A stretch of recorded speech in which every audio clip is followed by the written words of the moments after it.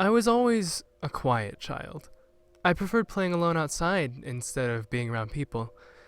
My dad thought it was because I was socially undeveloped. My mom, however, was convinced I was just more creative than my peers and too smart to relate to them. I would go off to the woods or anywhere outside and make up adventures or create stories for my life. I made up a dozen or so imaginary friends to join me on these adventures. My mom never questioned me about them, and in fact encouraged this behavior. One friend was the favorite, but I never got around to naming her. I named all the others and created backgrounds for them. She was just her. She told me things about people I had no way of knowing, even subconsciously. She was the one that never went away. She was a pale girl that always appeared to have just recovered from an illness. I guess I liked her best because she was quiet like me and watched people. When we walked into stores or down streets, she would whisper in my ear and tell me about the people we saw. He's on his way to kill himself. She's stealing those cookies. Don't look at him, trust me, you won't like what he wants. I would quietly listen. I never seemed to have to talk to her for her to know what I was going to say. All the other friends faded away and I started school. She stayed up until middle school, constantly telling me each person's terrible secret. I found out who was abused, who was in love with whom, and who cheated on what test and when. I began writing everything she said in a small journal. I was still a loner, and my mom became more and more concerned that she was still around and I rarely made friends.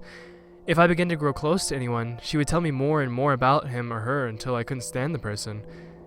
Freshman year, I finally snapped and told her to leave and consciously ignored her. She followed me for a few months, but either I had destroyed her or she had left. I still seemed to have a sixth sense about people, but no girl telling me private secrets. Without her distracting me, I was able to make a close friend in high school. I never told my friend Amy about her, because I was already strange enough. I knew if Amy called crying, that she was going to call, and why she was upset before she even dialed the phone. Amy liked this and relied on me for comfort and for warnings about bad boyfriends or friends. I was more than happy to warn this girl whom I loved. I like to think I was protecting her. My senior year, my Amy became annoyed with me. If she tried to befriend anyone else, they said I started telling her too many of the person's secrets that I had no business knowing or sharing. I just thought she should know that these were bad people. I was the only good person. I was the person for her to be friends with. Even when she openly avoided me, I was always watching.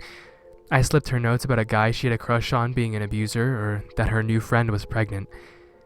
After a while, I started to waste away and always looked a little ill. I moved near Amy and was always near her. I began to look younger because I was so frail.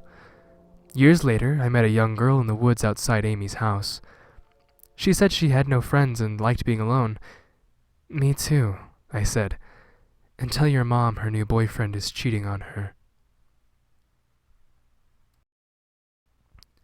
Hey guys, it's Creepy Reads here, and this is literally the first update thing that I've had to do since I started my channel. And I mean, some of those old videos are trash. Probably gonna redo those at some point.